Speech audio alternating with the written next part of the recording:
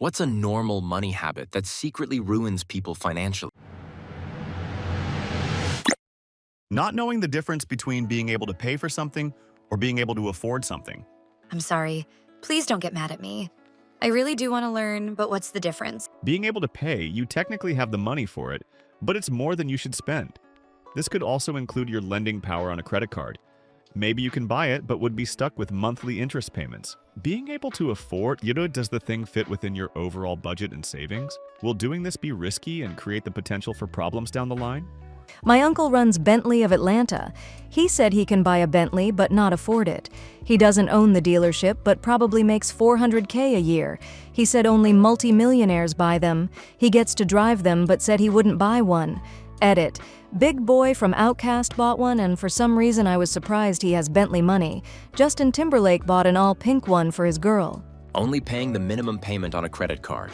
I have a friend who seriously believes that paying off your entire balance lowers your credit rating. I've told him multiple times that paying it off entirely only helps him, but he's insistent that paying his minimum balance is better for his credit. Goes without saying that he's always broke, has an abysmal credit rating, and is always complaining about his ever-increasing credit card bill. Wait, do people actually think this is a good practice? Gotta pay that balance down immediately unless you want to hemorrhage money. Letting compound interest bleed you is like burning money. Sports gambling is now becoming such a big issue. Gambling in general is so in right now, especially with the younger generation. It's honestly pretty scary. I think it's because the mentality shared by so many people is that you need to get lucky to make it. Honest, hard work won't ever get you there if you're grinding at a miserable 9-to-5 making almost nothing. So why not throw your money at parlays and hope for the best? IMO. It's a symptom of larger societal issues at hand, and companies seizing on the opening rather than a flawed younger generation and their perceived shortcomings. Both millennials and Gen Z know the deck is stacked against them, so they more readily embrace risks like crypto, gambling, and Wall Street bets maneuvers to try and get ahead. Add that taking these risks is inherently addictive, and I'm not surprised how popular this stuff is. Underestimating upkeep, especially on large purchases like homes and cars. People often mistake budgeting for just saving and spending. But true budgeting also includes projecting out beyond the date of buying the thing. The higher price the item, the higher the ongoing maintenance for a myriad of reasons. If it's simply sized bigger than something cheaper, supporting upkeep, like insurance, will be more expensive. Also, if you go luxury level, maintenance and parts are going to have luxury pricing as well. Not budgeting for expenses that don't occur on a predictable schedule or don't happen every month. The timing of car repairs can be unpredictable.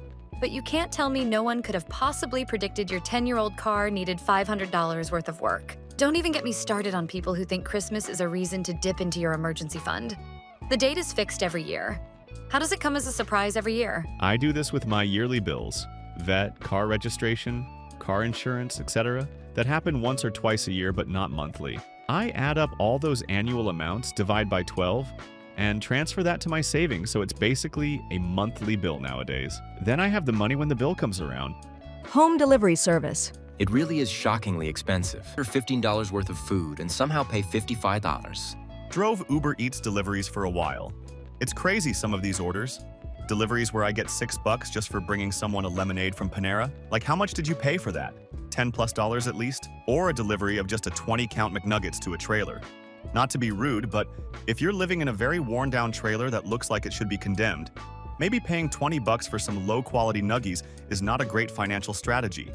If their mom is drunk or mentally unwell and the kids need to eat, sometimes you're the only one who can come through for them. Seen it happen. Wow, lots of upvotes. Sorry this is a thing.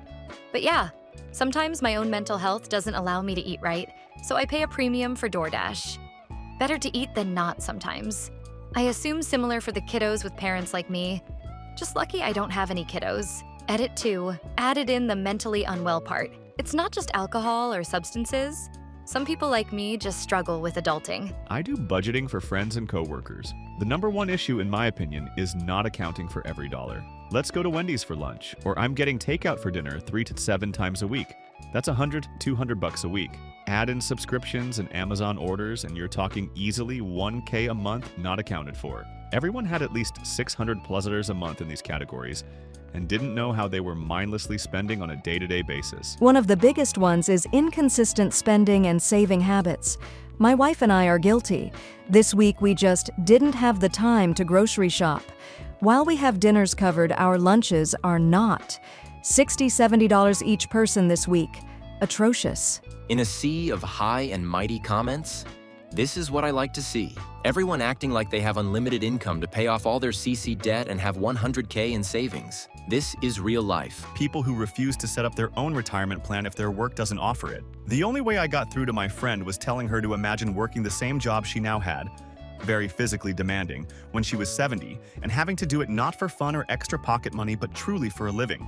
Sobered her right up. OMG, same here. My fiance always grabs me the little forks, or as I like to call them, norms. She prefers the monster forks. Regardless, it's such a simple, nothing goes. She's listening and she cares. Marrying that wonderful person this Saturday. Edit, been working all day and just checked in. Thank you all for the well wishes.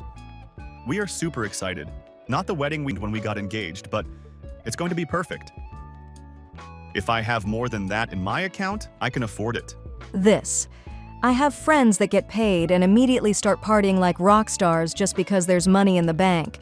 It's like they think the money will rot if they don't spend it as fast as possible. I don't do that. And when they're broke within a week, they start asking me for money when the inevitable emergencies come up. Oh, you don't even have bus fare to get to work? But you spent over $200 at the bar on payday, huh? Do you not understand how basic math works? Getting a new car every few years? I know a couple that finance their cars, get new ones before they are paid off, and roll the old loan into the new one. The debt is staggering. I drive a 2012 Honda. People ask why when I can easily afford a new car. It's paid for. Do you know how great it is to 1 month look at your account and realize you have an extra $500 because your car is paid off, $150 for mortgage, $150 for retirement, $200 for whatever I want. Not exactly ballin' money, but it's nice to just be able to buy a new shirt. Mr. Banker, how much house can I afford? Then buying a house for that amount. A few months in, people realize they have no cash for furniture, kids' sports, or repairs on the car. Mr. Banker, how much car can I afford? Because they bought that big house in a fancy subdivision. All their neighbors have fancy cars in their driveways. Envy purchase. Mr. Banker, my credit card bills are out of hand because everything is so expensive out here in expensive house land. How can I consolidate this debt? I can add it to the house mortgage for 30 years? That's a deal. Bankruptcy declaration in 3, 2, 1. When I bought my house, we viewed another house nearby that was basically perfect. Very much the one that got away.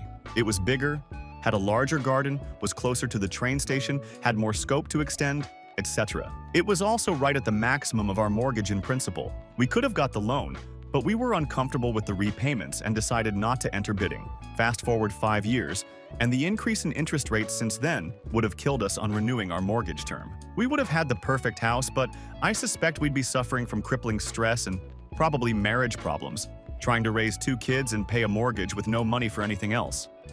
Like, comment, and subscribe.